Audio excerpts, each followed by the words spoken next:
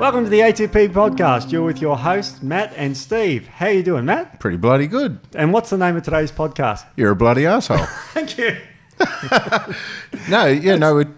talking about ulcerative colitis today, which is an inflammatory bowel disease, which can often manifest as a bleeding bottom. It does. It happens. Rectum, all right. It does happen in the rectum often, and then it can go up into the descending colon. And if you want, the third stage is all the colon, which is bad. You know, that's like it's a nasty disease. It used to be fatal. 75% of cases when they got a sudden onset used to die. Why?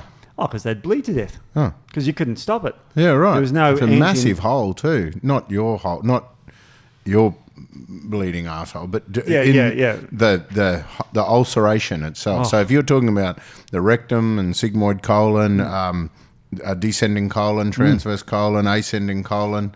So you're talking that whole area can become a large ulcerated wound. You can. And, of course, as you know, there's not much absorbed in the large colon except for water. So that blood you bleed in there is lost. Yeah, right. So you bleed to death. That's the whole major So it'd be massive amounts of dehydration and everything too. So you lose the blood, you lose that water. Yeah. You'd lose your blood volume. Yes. And you wouldn't have enough. You'd have dry old blood. Yep. What's left of it trying to circulate around. So that's pretty much a good way to die. You get high bleed tension, to death from the inside. Kidney shut down because not enough pressure to go through your kidneys because you're losing volume, and that's what you commonly die of. Yeah, wow. The other thing with most inflammatory bowel disorders that result in a lot of diarrhea and a lot of dehydration and that, people actually die from the nutrient deficiencies. Yes. And that creates a big vicious cycle because the nutrient deficiencies, in particular things like zinc and magnesium, if you don't have those, you can't regenerate your gut wall and you can't heal up the leaky gut wall. So you get stuck into a vicious cycle where all the water's falling out and you can't hold that water back in. And because of the leaky gut wall, you get stuck into a vicious cycle where you get constantly stuck in a flushing reaction. And that's just terrible. I mean, you're just losing nutrients and minerals and all sorts of things. And of course, you don't absorb the water back. It can cause. And then this is the other challenge. So to treat it, because what we're talking about is an inflammatory bowel disorder. Yeah. So basically, there's one there's one membrane that extends from your mouth and includes your respiratory tract and sinuses, and it goes all the way through to your bum. And that's your mucosal immunity, and the surface area of that is about 400 square meters. Incredible. And 80% of your immune system is found living on that membrane. So what you'll actually find is just on the other side of that membrane is all of our microbiome. Yeah. 10 times as many bugs in our gut cavity as there are whole cells of our whole body. It's incredible. Our gut membrane is about 200 times the surface area of our skin. So that's why our immune cells just sit there at that mucosa, because most things that are going to infect our body are going to come across there. Yeah. And then, so just to take a step back with our immune system, what happens, our mucosal immune system sits there, mainly these things called dendritic cells that have got the really long arms, which the word dendrite comes from that, hey? Yeah. So the dendrite, they got really long arms that reach into your gut contents. They sample the microbes. So they're looking for microbes. So parasites are massive. Okay, they're huge compared to a dendritic cell, and huge compared to a bacteria or a yeast spore or a virus and that sort of stuff. So your dendritic cells are reaching into the gut contents, and this happens like all through the airways. It happens through our lungs. It happens through our respiratory tract, our esophagus, and in our stomach, and then the the duodenum, and then the small intestine. So across this whole membrane, you've got immune cells there waiting to see what's coming across. Yeah. As they sample these things, they're sampling two things really: the size of the microbe. It's basically trying to see if the trigger is smaller than the immune cell or bigger than the immune cell. Yes. And then it's also trying to calculate the dose to see if how much of it's, whether it's just normal poo, should happen sort of thing, or if you've got an infection or an infestation or a poisoning or an overdose or something. So it knows how to react. So when we look at the things that are activating our immune system, on one side we get the little things, so bacteria, viruses, yeast, and on the other side we get the larger things, so parasites, food, antigens, pollutants, and in other inhalants like pollens and all that sort of, and dust, all those sort of things are more of they're too large. Oh no, dust is a lot of broken down. Dust is a little bit of everything, isn't it? It can be cockroach poo if you want. Dust can be everything from pollens through to dead microbes. A lot of it's dead skin cells and that sort of stuff. So that's probably a little bit of everything. So what happens is our immune system's constantly sampling these things, and then it's gathering a bit of data of what's likely to infect and likely to come across your body. We have these little things called naive immune cells, which are coming straight out of your bone marrow and that sort of stuff. And they come up and go, hey, man, what are we doing, boss? And the boss goes, well, I found a bit of this, I found a bit of this parasite, I found a bit of this microbe. The guy's eaten a hell of a lot of this stuff for too long now, not eating with the season sort of thing, you know. So he's getting an accumulation of these particular food parts. So then they show that to the immune cells, and then they tell the immune cells, run away and attack. Right. And this is what we're looking for, go and induce an attack. Excellent. Targeted attack. That's the normal process of the mucosal immune system in a simplified version. Yeah, so you get simplified. I just didn't use the big words. Yeah, exactly. Well, you know, like you get food poisoning. Yeah. You get massive vomiting and diarrhea. And it gets rid of it. That's a classic example of what you're talking about.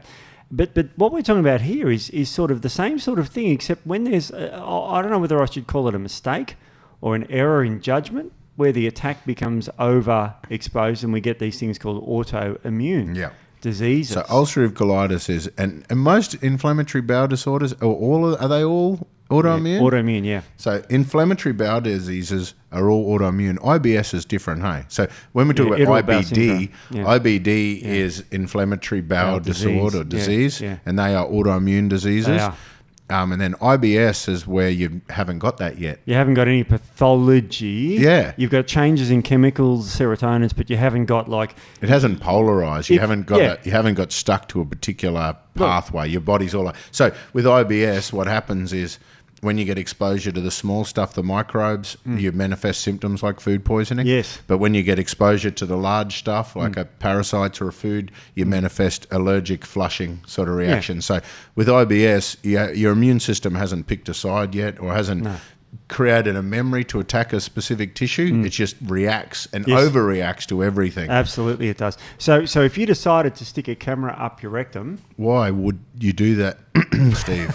It's called a colonoscopy. Okay, cool. It's got a name. We're fine with it then. Carry on. I was just trying to keep the big words out of it, you know. So let's say you decided to... And a kind of a medical sounding name too. Yeah. If you said it's called the scenic route, I'd be going, mate, I don't know. Oh, there's endoscopy and there's... But if you decided to, with an IBS or irritable bowel syndrome, you wouldn't see anything. It'll look normal. It's like, so go away. But if you stuck a camera up with an ulcerative colitis, you would see ulcers on your colon. Yeah, right. And makes so sense. it's finally we've got a named disease that actually makes sense. Not named after a person. Yeah. Well, I told you about the history of this with Wilkes, who discovered ulcerative colitis when he finally did an autopsy on a patient, opened up the colon and saw these ulcers in the colon and called it ulcerative colitis. He was working with Hodgkin's, his disease called it Hodgkin's disease, and Addison's, whose name obviously Addison's disease. And then a guy called Bright, they were working in the guy's hospital, who made up Bright's disease, which is a kidney disease. And then the Wilkes go, man, you guys are a pack of wankers. I'm going to call it ulcerative colitis so someone knows what the bloody hell we're looking at. So the poor student who's studying this in 150 years' time goes, what the hell's Bright's disease? You know, is that something to do with not being smarter? You know, it doesn't mean anything. And, you know, now we know Hodgkin's and there's non-Hodgkin's and there's bloody this Hodgkin's and that. But they'll name Well, after it's weird that did Hodgkin's name the non-Hodgkin's? Did he say, I don't want to be associated with those lumps? Like, only the low socioeconomic group get those. I want to be the Hodgkin's lymphoma only. Yeah, you know? no, because he discovered Hodgkin's. What a disease snob. What a tumour snob. No, because that non-Hodgkin's was discovered later when they discovered that this is a lymphoma, but it's not a Hodgkin's one. So and he's gone, and you're not naming it after that Wilkes asshole. but imagine, because ulcerative colitis could have been called Wilkes disease. Yeah, I know. You know, and it's like, you know, it's brilliant. But this one is actually a correct name of of an ulcerated colon. And if you see a photo, and I'm going to use the magic of television now. And itis means inflammation. Itis means inflammation. Yeah, so ulcerative colitis. So I'm going to use a magical thing that I'm testing Vanessa here. He's going to now show a picture, if you're watching this on YouTube, of an ulcerative colitis now. Watch it. Look at that picture there. Isn't that amazing? So hopefully that's worked out, or I'm going to sound like an idiot. Yeah. One of the two. So well, either way, Steve, you just put up a picture of a bleeding arsehole, didn't you? Like an ulcerated colon. Yeah. Nice. Oh, there's worse mate. pictures I found in the rectum. We're not going to know this. We're not going. But I'm still curious why you keep filming it. Yeah, well, why do you do that? It's terrible. I just can't help myself. It fascinates me. I always imagined with those other little. You can get a capsule with a camera. Yes. I always imagine just a bit of parsley or a corn or something getting stuck to that camera at the start and the whole way through. Corn. Diagnosed with Corn's disease. That was Dr. Corn. Dr. Corn, actually, obviously. Oh, I love these names. They're so arrogant, these doctors. What about these new papers, the new trend in the papers now, where the editor for the journal is putting a photo of himself up in the front page of I'm going to dedicate the front page of this to a picture of my head because I'm the editor. It was, wasn't it? It was a gastroenterology Japanese journal. No, it was actually an Italian journal. Yeah. And this Asian gentleman had his picture of himself smiling in the very full page. The full page, it was just that. And it's like he's the editor. And who's it's this guy? Yeah. That's taking the mickey. When you're the editor, it's like, okay, mate, if that's what you want to do, just publish my bloody paper. No. So let's get back to the immune system. So with ulcerative colitis, what happens is we've got a predisposition to autoimmunity. Okay, now when I say a predisposition to autoimmunity, there's certain genetic things. Hey, so certain genes like HLA-B27. There's lots of them. There's a lot of tests that people get done as well to see if they're predisposed to autoimmunity. And also if you've got a family history of autoimmunity. So when I talk about autoimmunity, a lot of people know things like rheumatoid arthritis as autoimmune. You mentioned Addison's disease. You mentioned Addison's disease. So, certain thyroid disease. But other things like psoriasis, people don't realise is also autoimmune. It's very common, so people don't think they got an autoimmune disease with psoriasis sometimes. Vitiligo. And those sort of things. So if you've got a predisposition for that, or if you can go do some genetic testing to see if you're predisposed to autoimmunity. So what happens is these people get predisposed to their immune system getting a memory against their own tissue. That's what autoimmunity is. So the immune system. So what typically happens, we've talked about the immune system getting a challenge. The naive immune cells are all fired up, ready to go. These dendritic cells and the antigen-presenting cells then will show bits and pieces and say, now go and attack that. For some bloody reason, in this condition, they've also shown a piece of the membrane. So they've also got confused. They've shown a bug or a pathogen or a food or whatever it was that triggered a weird immune response. At the same time, they're showing them a little bit of mucosa, a little bit of your own tissue.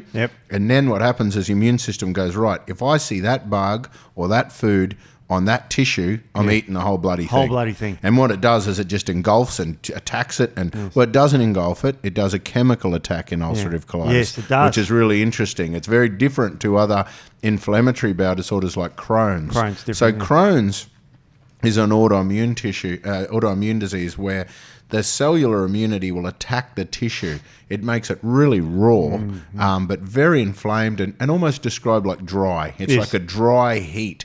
But extremely, it's almost like sunburn across the membrane. It's a very aggressive inflammation. Now, ulcerative colitis is a little bit different. It uses a different part of the immune system, a part of the immune system that's associated with allergic inflammation, flushing reactions, the sort of things that your body would do to flush away food or flush away large things like parasites. So large foods that are not digested properly and large parasites that are way too big for the immune system, other inhalants and pollens and things like that, they're too big for the immune cells to engulf and remove and eat a bit of tissue with it. So what they do is they create this chemical shitstorm, literally. They create this chemical release of all these chemicals called chemokines, and we'll talk more about the interleukin-9s and that in a sec. So we get a lot of these immune chemicals, and what they do is they attract a lot of other immune cells into that area, and all of those things are releasing a lot of inflammation and a lot of chemicals that are released to trigger a flushing reaction. So they fill up the area with mucus, they fill up the area with slime, they kind of fill up the mucous membrane that way with all these inflammatory mediators. They make the membrane really leaky, and they make lots and lots of slime, and the chemical attack creates the ulceration in through the membrane. So it's very different in the sense that there's a lot of bleeding with ulcerative colitis because of the ulceration of the membrane. There's a lot of, and with that blood is a lot of mucus and a lot of slime and a lot of that sort of stuff. So that's the big thing with ulcerative colitis. And then what happens is the immune system is really programmed to keep going. The problem is the triggers for ulcerative colitis, they can keep coming. So because of the large things, they're typically inhalants, they're the large undigested foods, and the foods could probably change a lot, what your triggering foods are, but also parasites. So we can't really stop parasites from coming back. So every time we get these little signals, or maybe every time these little parasite spores hatch or whatever, and they get to a certain size again, it just keeps this disease process going. Just feed forward to. Now, obviously we were talking about the large colon here. So just as a hypothetical, would you think food has something to do with the health of your colon? Of course it bloody does. It has to go there. Well, it's funny you should say that. Oh, shit, here we go. Because I've downloaded this from a Queensland government website, which is by dietitians, and it says, does diet cause inflammatory bowel disease? And I'll quote here, there is no evidence that diet causes either the development of inflammatory bowel disease or relapses. What? There is no evidence that diet causes either the development of inflammatory bowel disease or relapses. Notice how they specifically left out the word flare-up? See that? Yeah. They left out that flare-up, or the acute, they left an acute aggravation. Flip the page. Oh, flip the page, sure. Goes on. Don't they say something else in that same document? It's funny, they do actually. They said, during a flare-up, you may find some foods make symptoms worse. Wow. So they're saying the foods can't cause it and they can't fix it, but they are associated directly with a flare-up. Making it worse. So there's some foods that make your bowel worse, all right? You may choose to avoid these foods for a short time, but it is important to reintroduce those foods back into your diet when you are symptom-free. So the food causes the irritation, you take out the food, you get better, and then you've got to reintroduce that food again. Is that a good idea? Well, this is where it gets a bit tricky. Depends what the food is, those too. Yeah. But, so this is now, to be fair, so what happens with ulcerative colitis? We get this massive amount of mucus coating the mucosa. The food, the undigested food that gets down to that large intestine that the bacteria are finishing off the digestion of. When you've got a lot more mucus, you're probably going to have a lot more of those foods. You're probably going to have a lot more reactions. So while things are bad, there are certain foods that'll make it worse. Pardon, Steve? Yeah. He's turned into that kid off The Simpsons. Yeah, mate. You want fries with that? That's the guy. I like that guy. I like that kid. And then... so what happens, you get all this mucus there, and you get really struggle with your digestion with so much mucus, so you get more undigested food. So those foods that are hard for you to digest or hard for you to break down, you're going to get more of those large starchy compounds and that sort of stuff down there during a bad time. The thing that I'm trying to rack my brain around I'm still trying to defend this bullshit statement, actually. I don't know why, because it's so wrong. But I'm trying to get my head around where they're coming from, and I'm thinking that, of course, when things are bad, there are some foods that are going to make it worse. Those foods are typically going to be the things that are hard for you to digest. The problem is when things are good, those foods are probably still harder for you to digest. So they're still predisposed to make you worse again. So when things come good, if you put those foods in and it still overloads the large intestine with undigested starchy molecules or whatever, you know what the craziest thing is? The craziest thing is, in my experience, when people get ulcerative colitis and they go to the doctor and the doctor will tell them to go onto a bland diet. Yeah, I've heard that. Have you heard that? I've heard that, a bland diet. Not Jeffrey Bland. No, different as Bland. You know. Yeah, as you know, the 5-methylene tetrahydrofolate reductase polymorphism. Yeah, I knew that. So a bland diet, when for most people they think, oh, just that white stuff. Yeah. You know, so I'll go back to bland diet would be things like rice, dry bickies, you know, so wheat, bread, toast, rice. I said that a few times now. It's the only bland thing I can think of. Oats, you know, oats. Now, with an ulcerative colitis, all of those things we refer to as complex carbohydrates, that's going to actually add more undigested starch and more fuel for the microbes and more fuel for any parasites. So those are the typical bland foods are the ones that we possibly make it worse. Now, if I have a look at some non-bland foods, for example, spices, curry, that sort of stuff. So turmeric and ginger. Some of the research for both turmeric and ginger is the best for inflammatory bowel disorders, in particular ulcerative colitis. Yes. Very powerful anti-inflammatories, very powerful at reducing the leakiness of the gut wall. And part of my treatment in the naturopath clinic with ulcerative colitis was always involved turmeric. Yes. And that picture you showed up before of your date while it's inflamed. Yes. You'll see the red and the ulceration and all that sort of stuff. After doing a course of turmeric, the funny thing is that people come back and say, I've had my scenic route. The doctors come through and told me that it's excellent. There's no more ulceration, but the weird, what have you been eating? It's like bright yellow. Anyway, back on track. All right. Spices. So one thing that we used to notice with the people that do the turmeric long term is the follow-up photos come back all nice and clean without the ulceration, but they stain the mucosa yellow. And now it's really interesting. The reason why I'm mentioning that is for the people that are wanting to use a turmeric supplement to fix ulcerative colitis, you don't really want to be getting one that's loaded up with black pepper. No.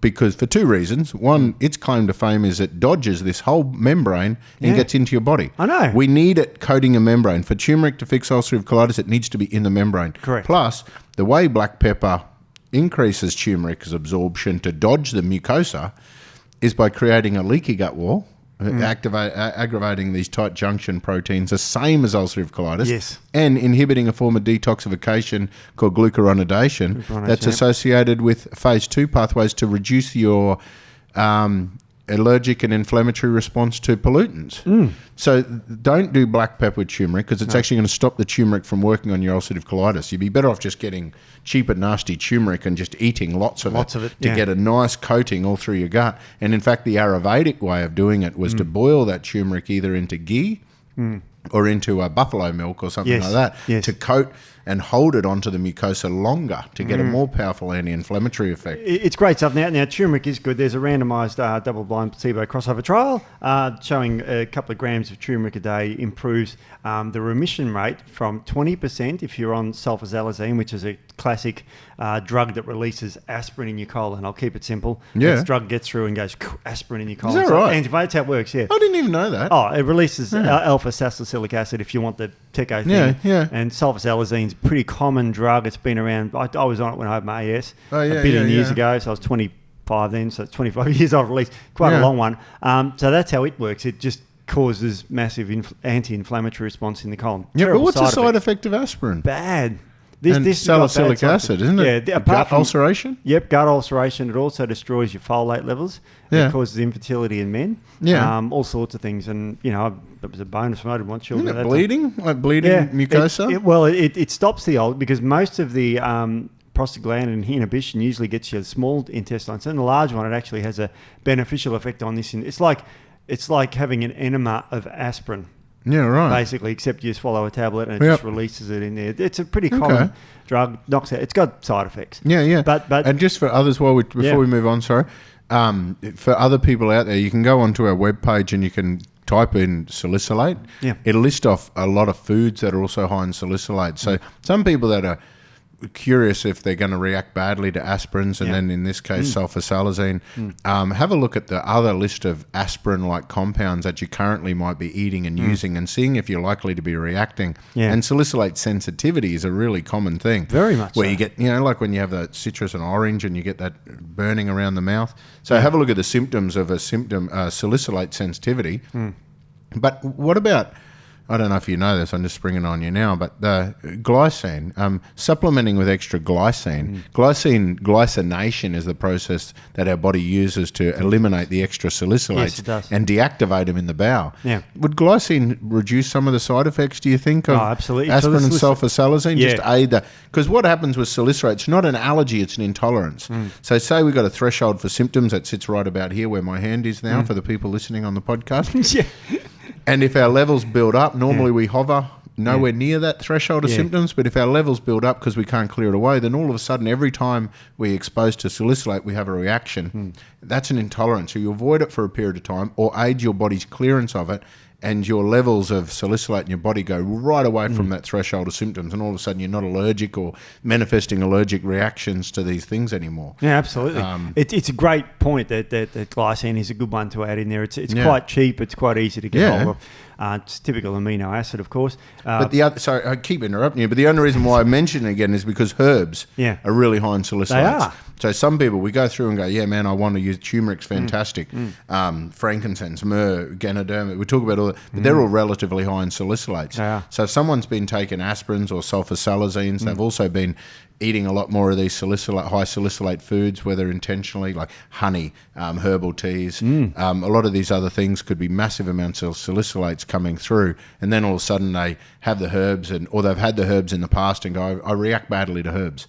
Where these have got, some of them are really anti-inflammatory pathways and really good. Other parts of it might be the salicylic acid compounds that's naturally part of the herbs that we've become intolerant to because we're not clearing it away. Exactly. So I just want to let people know that when you're using those powerful drugs, and have a look at that. Go check that list out, because it's in cosmetics, it's in foods, it's in hair products, it's in absolutely everything. And eventually this stuff builds up into our body, we react. If they put you on a sulfasalazine and you react badly, that drug might be something that could turn your life around. Same with the herbs. So you want to see, there might be other things that you can take away to reduce your salicylate load. Yes. So you might be able to reduce your berries and cherries and have a different style of fruit. You might be able to take away from the honey and have Vegemite or something. You know, I don't know. Yeah, so we're just talking about understanding what's going on. Now, sorry, I'll stop interrupting. Tell me something. Oh, look, it's the good thing with this is that most people with ulcerative colitis are on that drug or similar drugs. Yeah. This was a study done where they gave turmeric with the drug. So is it safe cool. to take? It is. And you get relapse when you're on sulfasalazine about 20% of the time. If you take turmeric with it, it drops to 4% relapse. Yeah, wow. So it virtually eliminates 96% of relapses. Yeah. Just 2 grams of turmeric. Yeah. And I haven't even started, you're talking about. So we're talking about like resilience. 1 in 25 people might relapse on the turmeric group and 1 in 5 or something on the other group. Yeah. Oh, wow. It's really cool. It's really cool. And that was a 2006 study published in the Clinical Gastroenterology Hepatology Journal. So it's a really important journal to think. Now, what I think we should start talking about what sort of triggers these sorts of... I've got a little list here I can run through. Well, we know it's not food. Because the Queensland government told us that food's got nothing to do with it. By the way, I'm quoting from a title of a paper that says Westernised diet is the most ubiquitous environmental factor in inflammatory bowel disease. What's ubiquitous mean? Oh, everyone has. Yeah, right. Yeah, everyone. So that's the name of the title of the paper. So that just blows this whole dietitian written statement out of the water already. It kind of makes sense. I mean, you got a bloody tube. Yeah, I keep saying bloody, but it is. That was bloody. Appropriate. It's a bloody tube. You can say that today. At the bottom end of it is. But you're putting the food in here. Yeah. It's coming out there. Yeah. Just at the end of that process, you've got an ulceration across the tissue that touches those foods. Yeah. It's got to have some bloody thing to do with it. Like a massive thing. It does have a massive... It's the most important thing, according to this scientific journal published this year. This year. Oh, well, that's why. We wait 10 years and the Queensland government will add it to theirs. It's embarrassing. If it fits with the industrial and the economic review. We're going to get hate mail from that. But look, I didn't even write it. Those bullshit statements there. They need to be called out. So they read these papers. They do all the same stuff we do. And then before they go and tell the public, the people that are suffering from these diseases what to do, they actually go do an economic and industrial review. They go through and have a look at the economic impact of what they're going to say. Yeah. And then they go back and go, shit, oh, mate, we might We might upset the cane farmers in North Queensland, or we might upset someone else that's built a big business around here. You know, one of those big multinational guys that we're scared of. There is one other point you made before about zinc, magnesium, and vitamin D, and that how you need to keep your levels on that. These guys do say most people do not need a vitamin and mineral supplement if the people on ulcerative have the inflammatory bowel disease. It's crazy, isn't it? So, yes, man. Anyway, look. Anyway, we'll get back to the risk factors. Oh, yeah, do that. Smoking's bad for your colon. Oh, hang on. It used to be the treatment. That's for Crohn's disease. It is a treatment. Still protective. Yeah, right. It protects smoking. Not saying we're not recommending smoking. So, I know, man, I keep interrupting, but this is really kind of cool because you're piecing a lot of stuff together for me. Yeah. We talked about the immune system before.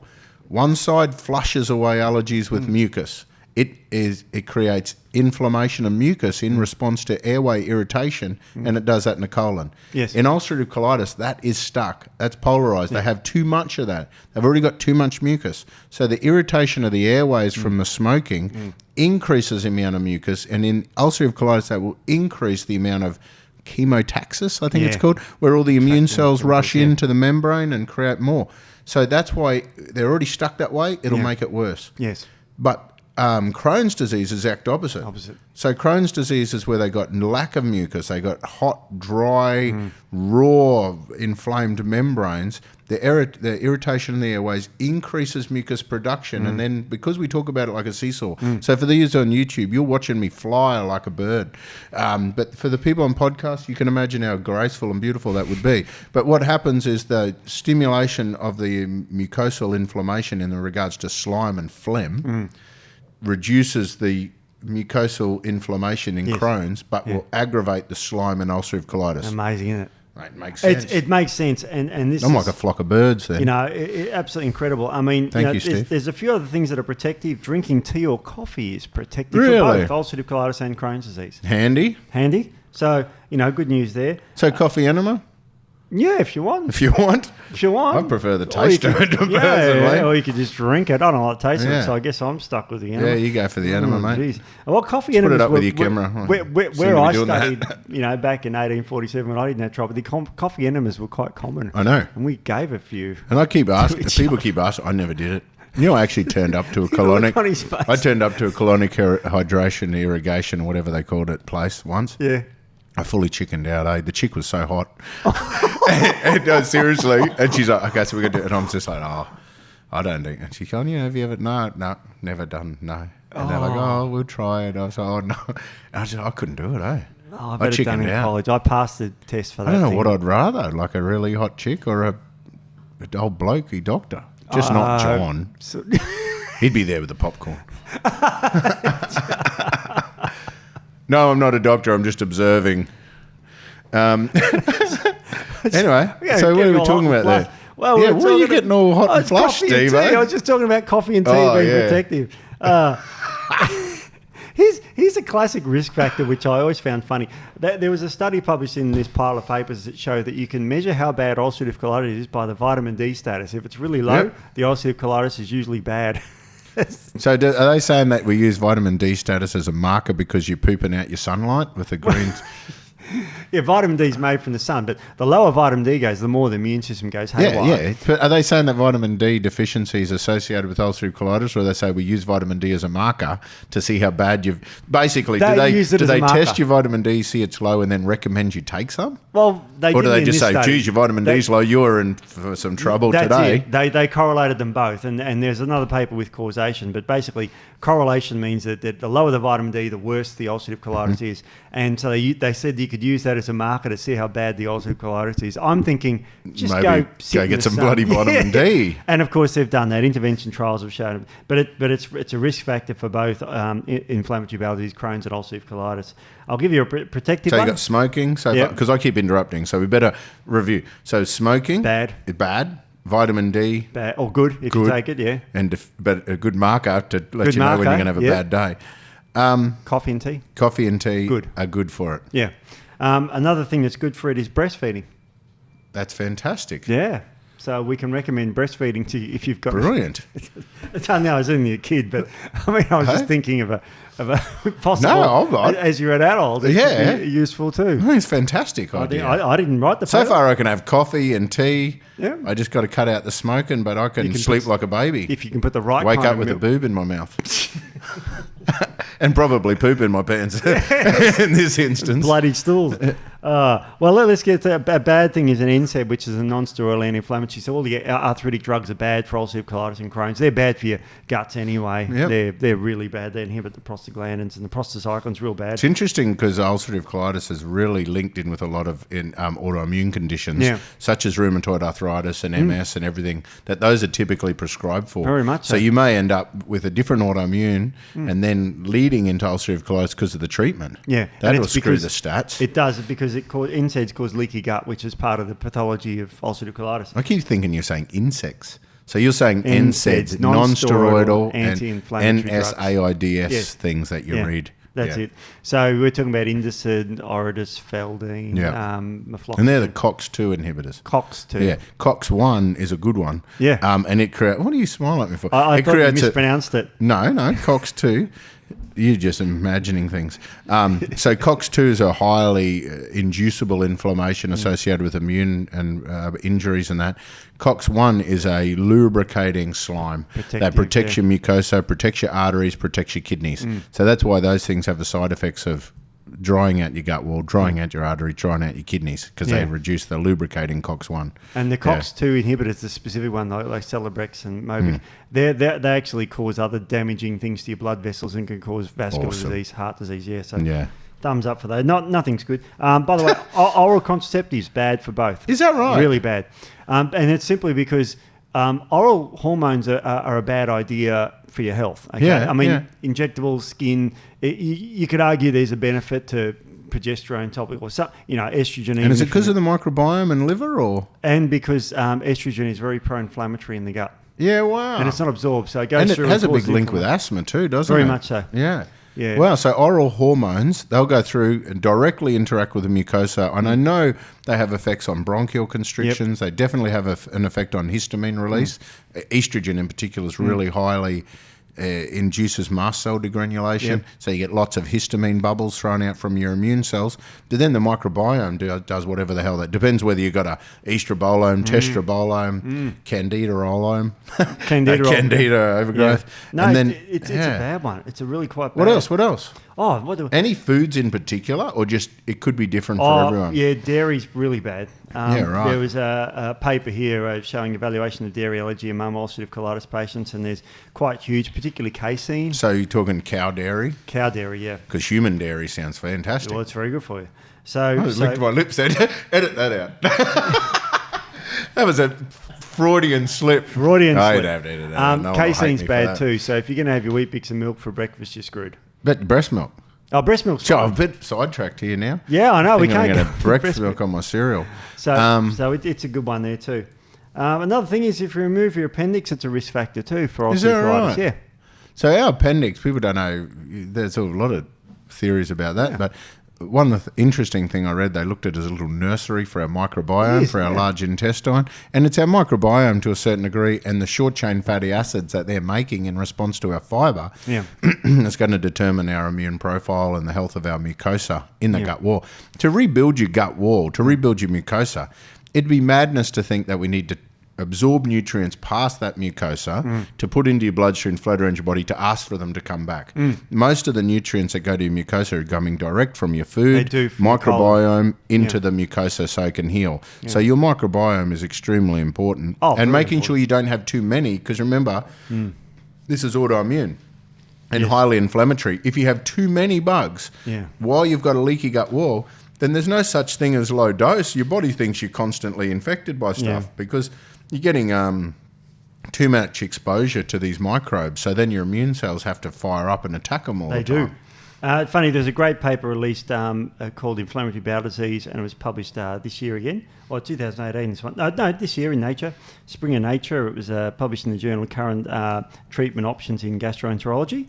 And the title of it, and I might show this, is called "The Gut Microbiome as a Target for Inflammatory Bowel Disease Treatment: Are we there yet? And the answer of the paper is yes, we are. So sorry to be a killjoy. Spoiler alert. Basically, you've got to look after the gut microbiome, and you've got to make sure that there's goodies there and not too many. And you're absolutely right. So you've just this great paper talks about that the gut microbiome is vitally important. The problem is medicine ignores this.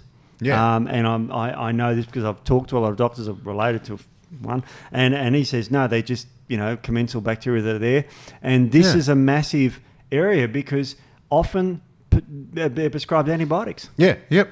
And what does that do? Which reduces a diversity, but also allows others to grow, wipes out certain strains only. Oh yeah.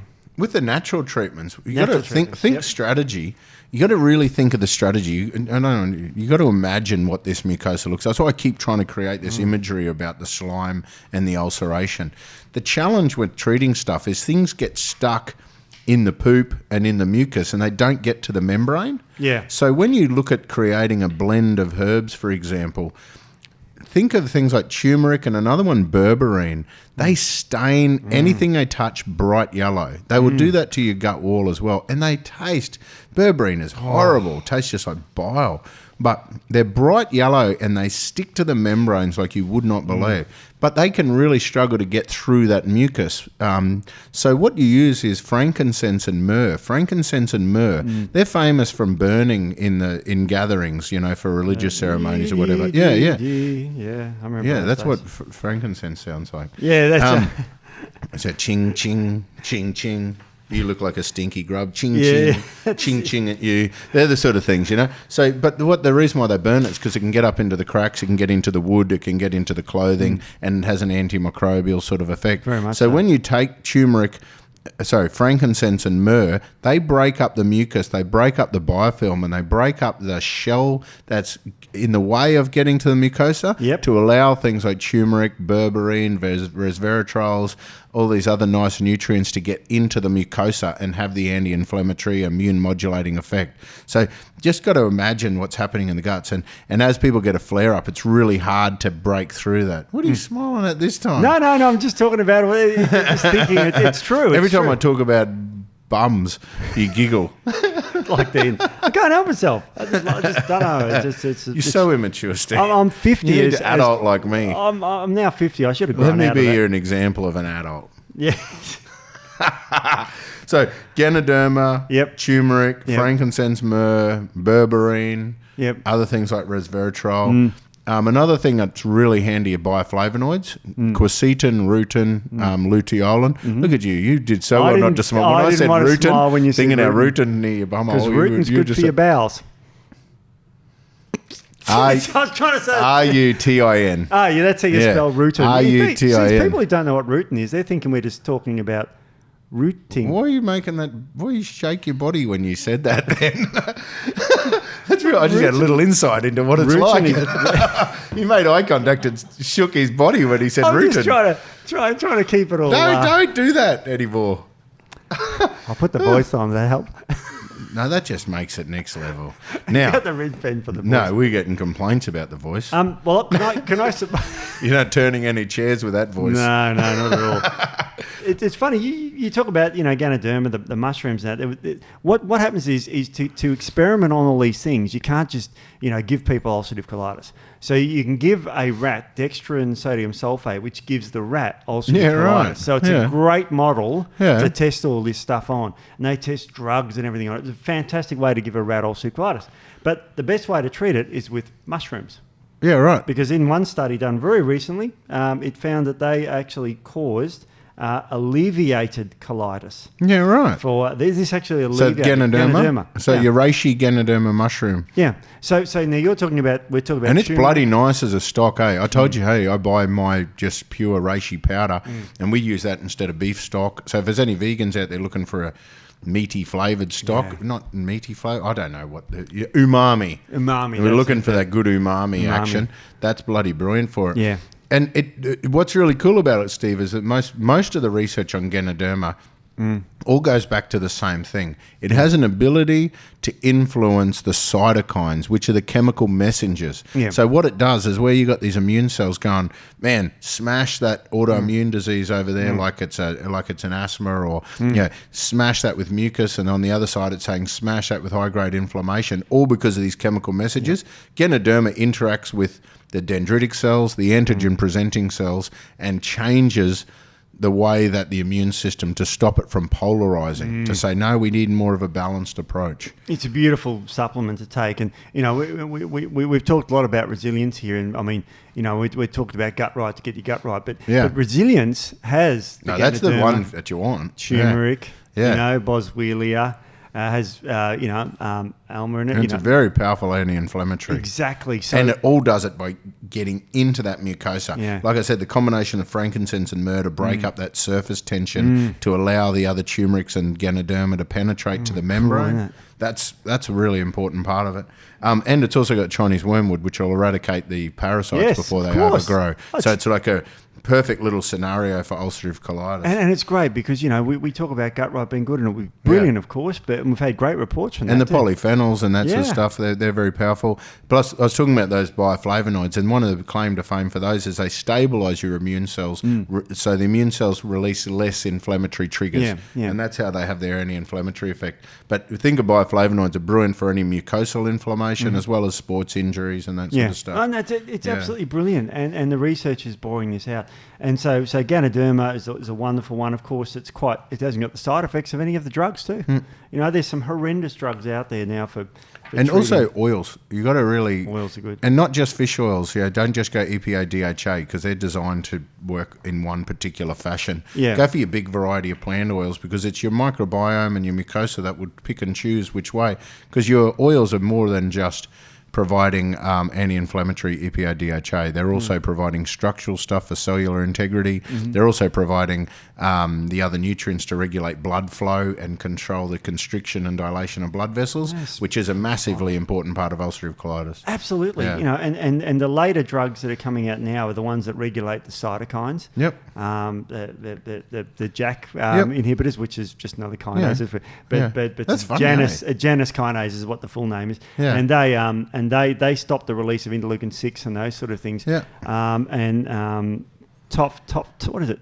Tofacitinib is the one that they're giving for ulcerative colitis, and it has very nasty side effects. I can't. But it's like, for example, when they first tested on animals, it caused cancers. Oh, it's true. But they still went ahead with the trials. Because it destroys the immune system. It destroys the immune system because it basically stops the immune signal signaling. You talk about that great analogy of the interleukin signaling. Well, it stops kind of all that. Yeah. So it doesn't know when your immune surveillance against cancers and abnormal cells is not there. Exactly, because that's how you induce your apoptosis and removal. Via tumour necrosis factor, which is a factor that causes tumours to die, tumor necrosis factor. I love that name, one, because it actually tells you what it's for. Hey, another thing I just thought of, when they heal the ulcers, I've read a few papers about bone broth and things like that to heal the ulcers.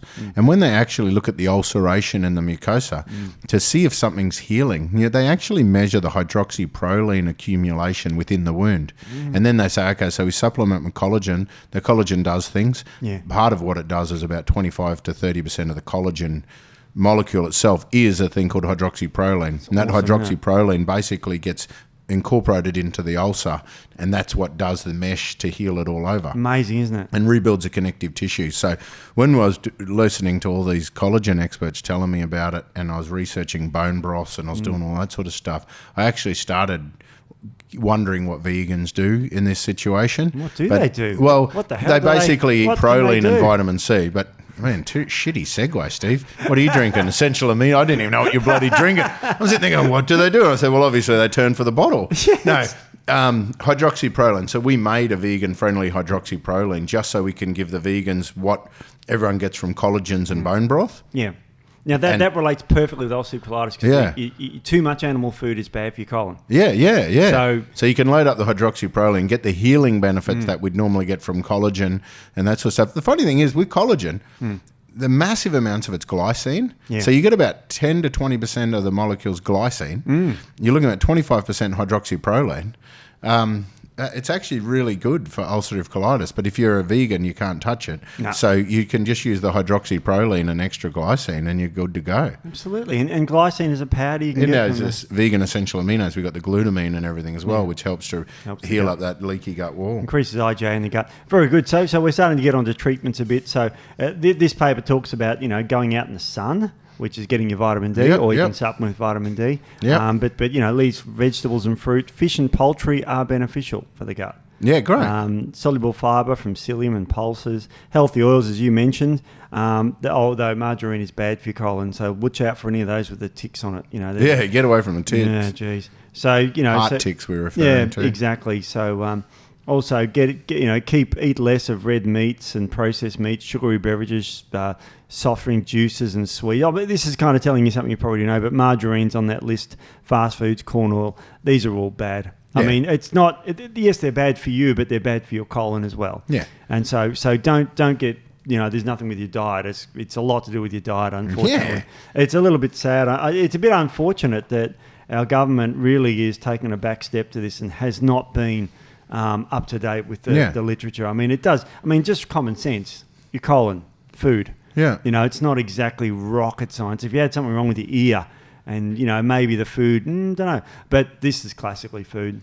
Yeah, yeah. So that's the sort of diet you should be on. Get out in the sun, of course, all that sort of stuff. And get your microbiome correct. And as you say, this is you've got to balance out the immune system. So if you see signs of a polarized immune system where you're predisposed to things like asthma, eczema from an early age, if you're constantly having issues with parasites and that sort of stuff, they're all signs that you need to get that immune system balanced. And once you get that immune system balanced, you can significantly reduce your reactions to this and your flare-ups. So, but understanding that, so what we're looking at is there's that allergic aspect of the immune system triggers the reaction. So you can get flare-ups from anything, from inhalants to pollutants to the change of the season, when the new things flower. Yeah. The other thing is, man, when you're talking about the food, the reason why I'm waffling this way is because not many people realise, but you need to eat with the seasons. I keep talking about it. You got to eat local. You got to eat with the seasons. So we get, IgG testing, so allergy testing, we do to see which foods we're reacting to. Yep. What you'll find is when you give someone a test, what they've been eating a lot of is what they have a lot of immune complexes to, because they've been eating a lot of them, and then they get the immune complexes to it. Yeah. So when you keep eating those foods, that you get more and more, and then you start reacting to them. Yeah. Then what happens is, man, you're reacting to these foods. So we take them off those foods and we tell them to eat these other foods that their body doesn't seem to be reacting to.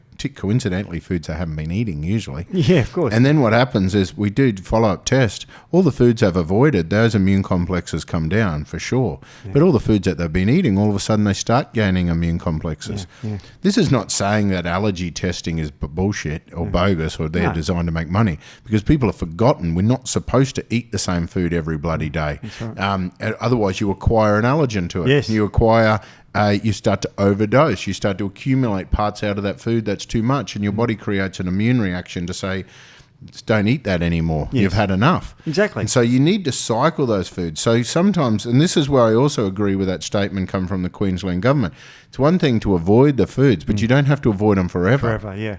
But realise what a typical season is. You might want to be avoiding those things for at least 3 to 6 months. Yeah, of course. Not just for 3 to 6 days while you wait for your symptoms to reduce before you start reintroducing. We need to have a revolving diet that works local. And the best way to do that is eat local. Yeah. If you want to know what's in season, then go to your bloody local farmer's market and find out what they've got a shitload of. Exactly. And that's a great point. That's the way to do it. And you'll start to change and cycle through your diet. It's only when we're in the habit of eating the same foods every day that we're sitting there going, what am I allergic to? What am I good to? And then I never know. And then I've taken all these foods out. I've put these in. Now I'm reacting to those. Oh, my body's a mess. It's like, no, that's normal. Yeah. You just got to understand that. And we're starting to get a better understand. All the research on microbiome and immunes and cytokines, it's all pointing to that same thing. Absolutely is. And it's good to note also, you can obviously, if you go to your market, you can also see what's expensive and what's cheap. Yeah. Usually the cheap stuff's in season. You know, it's Yeah. like it's because there's a ton of it around. Yeah. The market reacts and the price Yeah. drops. So you know, farmers market is a better idea. Yep. But this is a secondary sort of way of looking at it. Look So at the price. avocados are good for us, but like Simon, when we had Simon from Plant Proof here, and Yeah.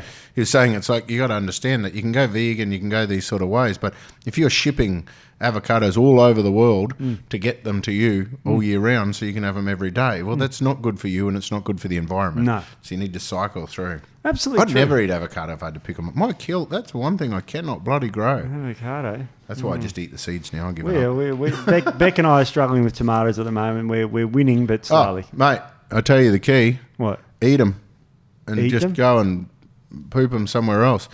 I Not can't in your grow toilet? tomatoes in my tomato place, but everywhere I have tomatoes popping up everywhere under all the fruit trees because I'm assuming the birds have been eating them yeah. and then pooping them and that sort of stuff. But I get tomatoes popping up everywhere except where I plant them, and those ones are tough as nail, hardy as hell. It's really weird because there was this weird spot behind the bushes and everything where a whole heap of tomatoes popped up after some tradies spent some time at my place.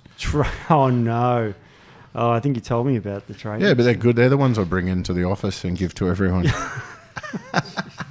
Share them around. Share them around. Now- There's one more treatment strategy that is interesting and relates to the gut microbiome. It's fecal microbial transplant. Oh, yeah? Yeah. So what they do is they say, oh, you got, bad Yeah. SHIT. So we're going to knock all that SHIT out with an Are you antibody. spelling shit? Yeah, I'm just trying not to swear. I've said Okay. shit 10 times. Oh, have you? I don't know if we're allowed And now all to. of a sudden you're SHITs. Oh, okay.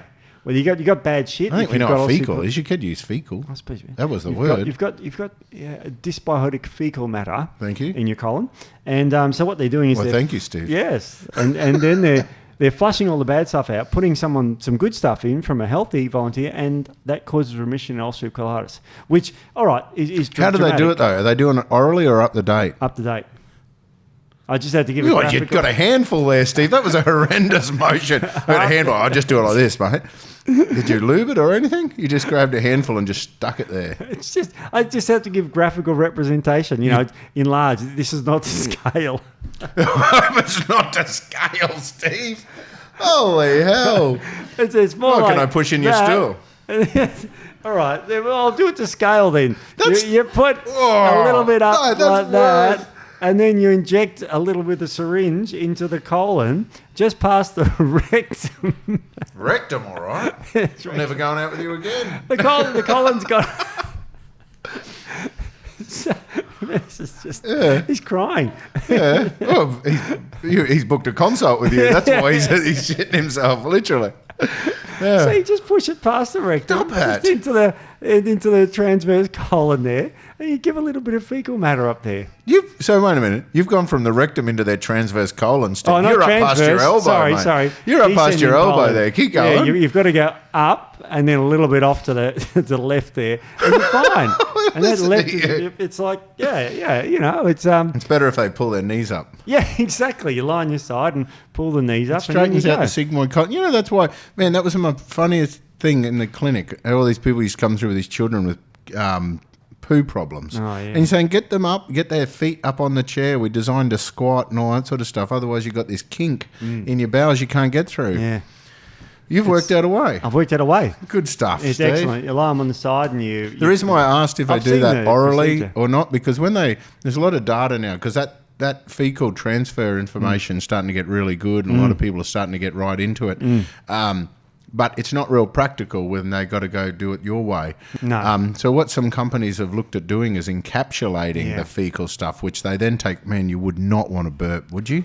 But anyway, so they put other people's poo into a capsule, which you then eat. They can achieve the similar results with the oral delivery systems of the fecal matter. But the difference is when they go oral, they have to sterilize it.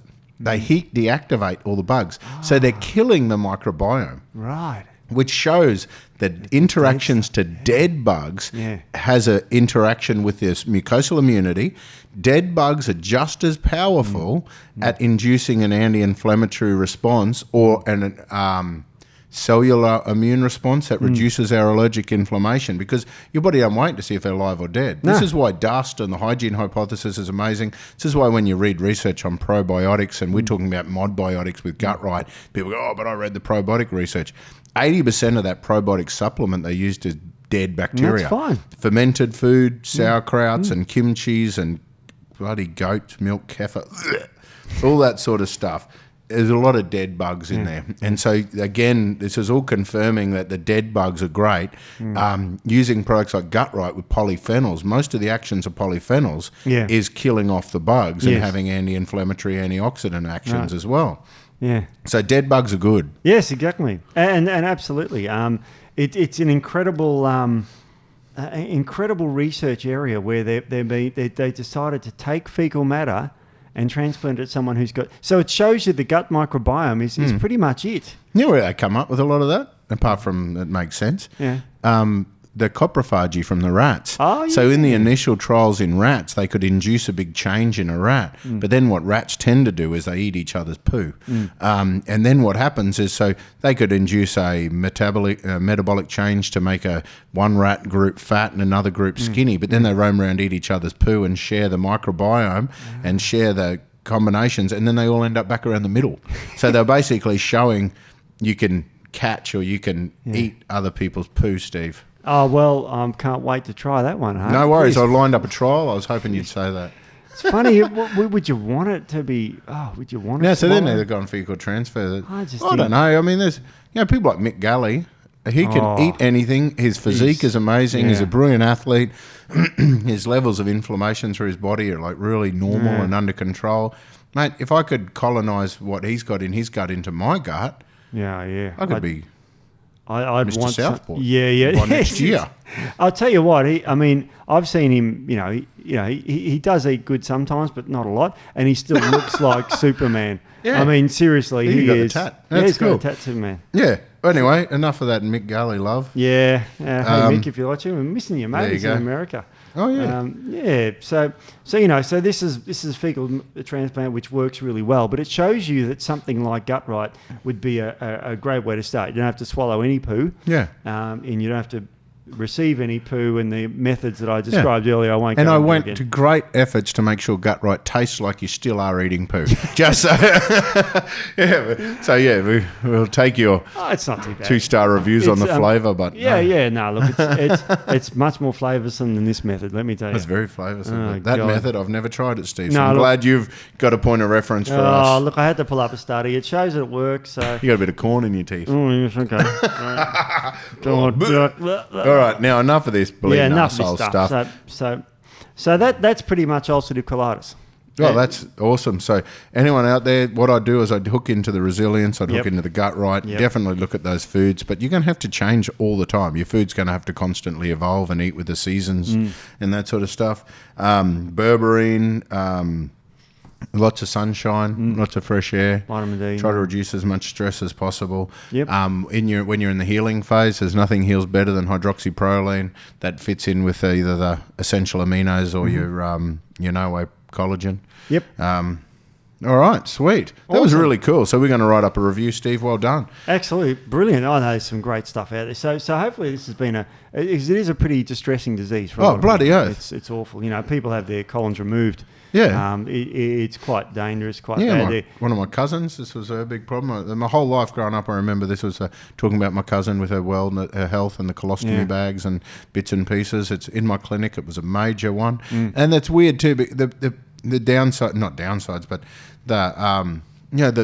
it has a massive impact on the quality of your life because you get seepage, you get irritation, it just burn it. You're never comfortable, and then you're always considering when I want to go somewhere, I want to do something. What's my likely scenario?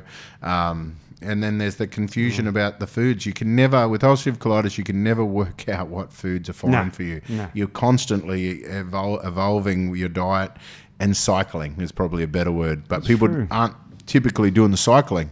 They're trying to find a diet that works for them, but understand that it'll only work for you for a specific period of time, and then you have to change. There's bad foods you avoid, but it is a bit hit and miss. It's a bit tricky, and because the immune system changes, so it's absolutely incredible. But we're done. Done. Well, All right. Well, thanks for having us. Absolutely. Hopefully, we helped anyone out there. Yeah. And what's your last word, Steve? Well, we're going to see you all next week. We've got a cool one next week. No, I do this, but I throw it. What's your last word, Steve? And then you go, well, let me tell you a story about my last word. last word. No, I'm looking forward to next week. Can we plug that? Because this one's going to be released this week. What's happening next week? Has it been confirmed? You know, what's her name? I can't believe you called her what's her name. No, I'm going to tell her. I didn't mention her name because I didn't want to. No, she's coming in the Savo. So Great. no, next week something amazing could be happening. Otherwise, it's the usual shit. Yeah. Oh, no, that'd Thanks be for good. having us again. All right, we'll see you guys next time. Bye.